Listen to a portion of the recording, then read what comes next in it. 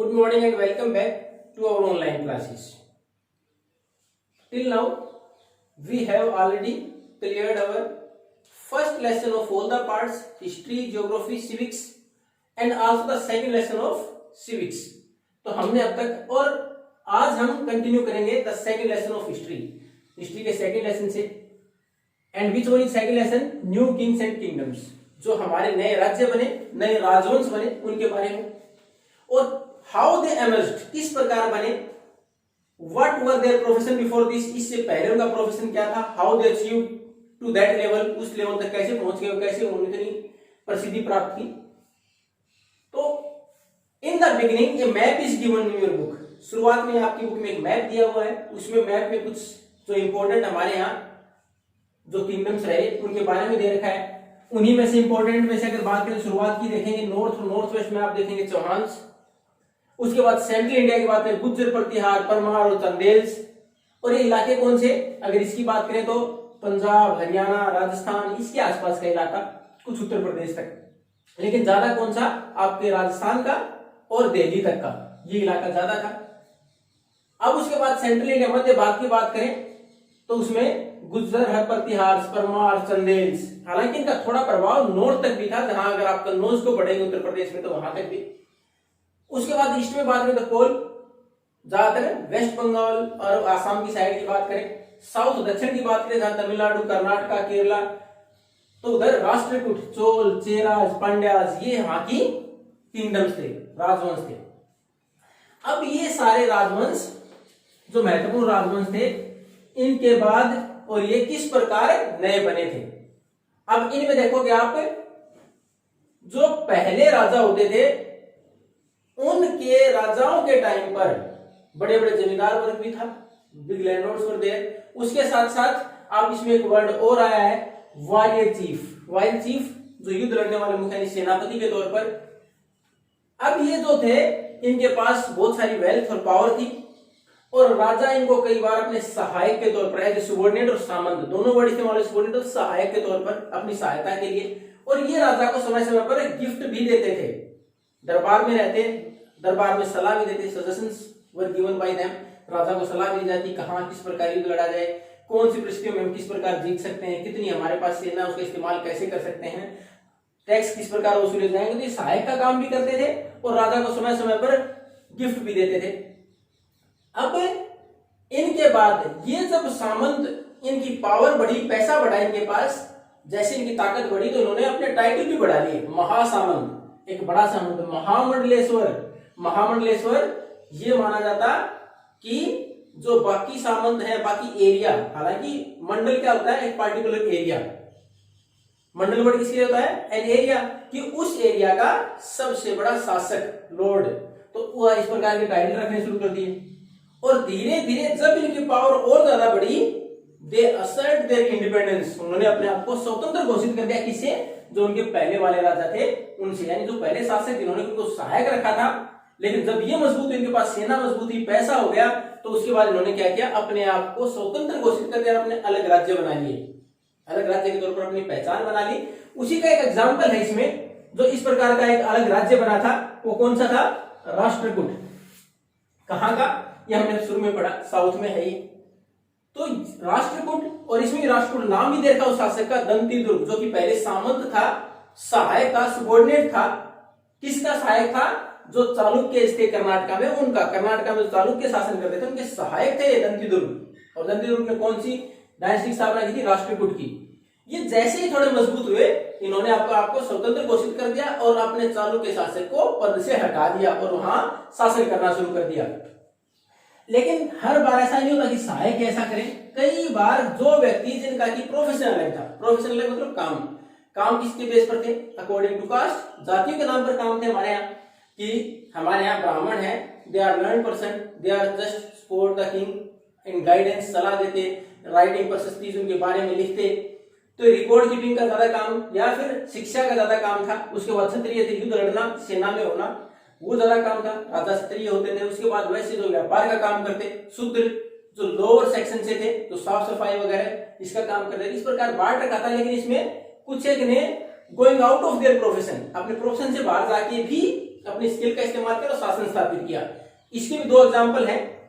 अब देखो, जो कदम्ब डायनेस्टी की स्थापना की थी, और ये थे कौन? मयूर शर्मण। मयूर शर्मण थे, इन्होंने एक कदम्ब डायनेस्टी की स्थापना की, और कहाँ की थी? कर्नाटका में। और उसके बाद दूसरे थे गुर्जर प्रतिहार्य हरिचंद्र। हरिचंद्र गुर्जर प्रतिहार जो डायनेस्टी थी, इसके अंदर शासक हुए। दोनों ही कौन थे? ये देवर नॉट क्षत्रिय, क्षत्रिय नहीं थे, दोनों ही ब्राह्मण थे। दोनों ही ब्राह्मण थे, लेकिन इनको मिलिट्री स्किल्स, इनको सेना के अंतर्गत काम करना, युद्ध लड़ना, वो काबिलियत थी इनके अंदर, तो उसने अपनी काबिलियत का इस्तेमाल करके शासक बने। एक उस वक्त क्षत्रिय शासक को इजिली शासक के तौर पर, राजा के तौर पर पहचान लिया जाता था, यानी उसको इजिली जनता जो है वो आसानी से राजा मान लेती थी। तो परेशानी क्या आती थी? अगर कोई और शासक बने तो उसको जनता जल्दी राजा के तौर पर अपनी पहचान नहीं देती थी, सपोर्ट नहीं करती। इसलिए वो क्या करते? अपने आप को क्षत्रिय साबित करने के लिए अलग अलग प्रकार के रिचुअल्स, रीति रिवाज या हवन यज्ञ अनुसंधान करते कि अपने आप को क्षत्रिय में बदल लिया। जैसे हम लोग रिलीजन आजकल बदल लेते हैं, कास्ट बदल लेते हैं, ऐसे ही। और वो एक ऐसा ही एक रिचुअल था, कौन सा? गोल्डन वोम।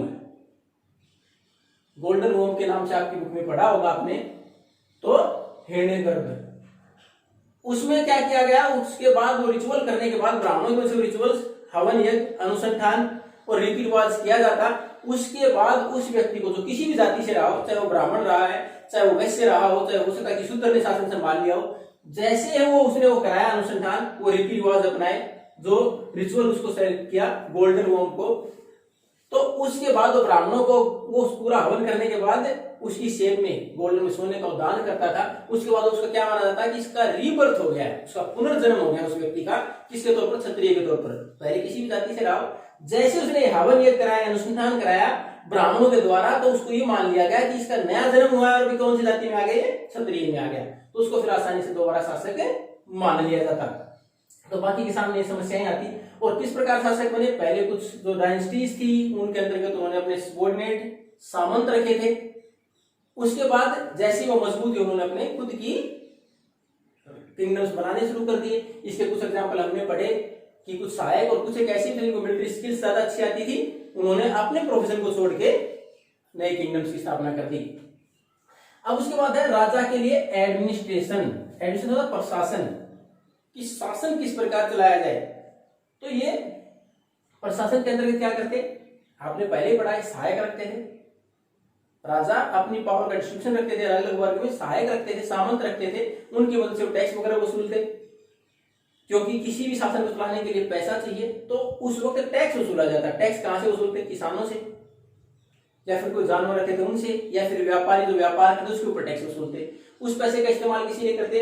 राजा के दरबार को मेंटेन करने के लिए, युद्ध के अंदर जो सेना इस्तेमाल करते उसको सैलरीज वगैरह देने के लिए, अगर कोई कंस्ट्रक्शन का काम करना है, रास्ते वगैरह, रोड वगैरह का निर्माण करना है, उसके लिए काम कराते, तो उसका टैक्स के तौर पर वसूलते।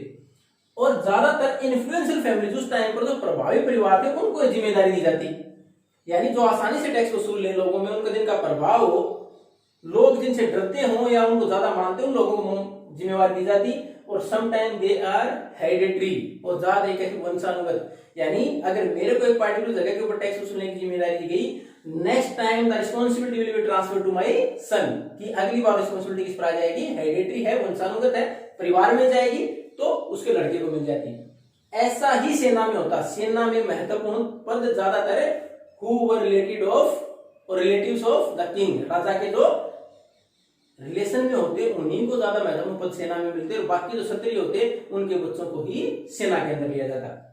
तो दोनों ही जगह था। फिर उसके साथ साथ ये एडमिनिस्ट्रेशन का हमें पता कहां से चला? ज्यादातर जो किंग है वो प्रशस्ति लिखाते थे। हालांकि इसमें एक एग्जांपल दे रखा है कि टैक्स तमिलनाडु के अंदर की जहां 400 प्रकार के टैक्स लगते थे, कि तमिलनाडु के अंदर लगभग जो चोल राजवंश हुआ उस टाइम के ऊपर 400 प्रकार के टैक्स लगते थे। और मैं सबसे महत्वपूर्ण एक टैक्स का नाम दे रखा है इसमें, वेटी। और ये क्या था? फोर्स्ड लेबर, कि किसी व्यक्ति को काम कराना टैक्स के तौर पर, यानी उसको पैसे नहीं मिलते थे, उसको बोला कि आपके ऊपर इतना टैक्स बनता है, इसके लिए इतना काम करते हैं आप। तो महत्वपूर्ण टैक्स और 400 प्रकार के टैक्सों का वर्णन है चोल राजवंश तमिलनाडु में उसके समय में। अब ये राजा क्या करते?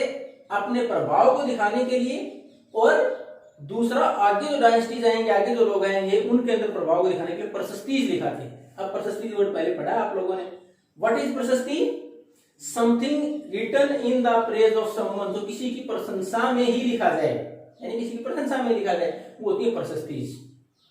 तो राजा प्रशस्तीज लिखाते, उसमें अपने आपको बहादुर, वैलिएंट वर्ड इस्तेमाल हुआ इसमें कि अपने वो बहादुर बहुत ज्यादा थे, उन्होंने बहुत सारे युद्ध लड़े, बहुत सारी जगह को जीता, कितने राजाओं के ऊपर उन्होंने शासन किया, तो अपने प्रशस्तीज लिखाते। प्रशस्ति लिखता कौन? द वर्क ऑफ लर्निंग और राइटिंग और टू प्रोवाइड एजुकेशन, इसका काम था ब्राह्मण। तो प्रशस्ति कौन लिखते? ब्राह्मण लिखते। Most of the time they are not true, ज्यादातर समय सही नहीं होती थी, क्योंकि उनको बढ़ा चढ़ा के ज्यादा प्रशंसा में लिखा जाता। राजा अपने बारे में बहुत सारी प्रशंसाएं लिखवाता था, तो ज्यादातर ये सही नहीं होती थी। ब्राह्मण लिखते थे। And they were provided with land grants, और जो ब्राह्मण ये प्रशस्ति लिखते राजा के लिए, उनको बदले में जमीन दान में मिलती। उस जमीन के ऊपर चाहे वो खुद खेती करें, अगर किसी और से कराएं, उसके ऊपर टैक्स वसूलते, रेंट लेते किसानों से, तो उनको जमीन दान में देती। अब वो जमीन दान में दी जाती, तो इसे कैसे पता है किसको दी है? तो उसके लिए क्या करते हैं, उसके लिए आप उसमें बुक में मेंशन कर रखा है, पढ़ोगे उसको ध्यान से दे रखा है कि कॉपर प्लेट के ऊपर उसका रिकॉर्ड दिया जाता है कि ये जमीन इस व्यक्ति को दी गई है, उस व्यक्ति के नाम से कॉपर प्लेट। आजकल जैसे हम कहा जाते हैं हमारे तहसील में, कार्यालय में, जहां हमारा ऑफिस होता है तहसील के अंदर, वहां तहसीलदार सारा जमीन का रिकॉर्ड रखता है, वहां से हम रिकॉर्ड वापस ले सकते हैं। ऐसे ही राजा कॉपर प्लेट्स के ऊपर रिकॉर्ड मेंशन करता है इस व्यक्ति को ये जमीन दी गई है, वो उस जमीन का इस्तेमाल करते। और जो भी ब्राह्मण वर्ग था वो किस लिए वो प्रशस्ति लिखता कि राजा की प्रशंसा के लिए, उतना उनको रिवार्ड ज्यादा मिलता। तो राजा अपनी प्रशंसा के लिए प्रशस्ति लिखाता था, और उसमें बढ़ा चढ़ा के बातें थी। Most of the time they were not actual और फैक्ट और ट्रू, ज्यादातर वो सही नहीं होती थी। For more information about these kings and kingdoms we will proceed in the next class. ये तो था शासन, हमारे पहले शासक कौन थे, किस प्रकार नए बने, क्या क्या व्यवस्थाएं उन्होंने शुरू की थी, प्रशासन कैसे चलाते थे, टैक्स किस प्रकार के वसूलते थे, और उनके बारे में जानकारी कैसे मिलती थी, प्रशस्ति इंस्क्रिप्शन जो होती थी उनमें मेंशन है इनके बारे में। और आगे इनके बारे में पढ़ने के लिए हम अगली क्लास में पढ़ेंगे। Thank you and have a nice day.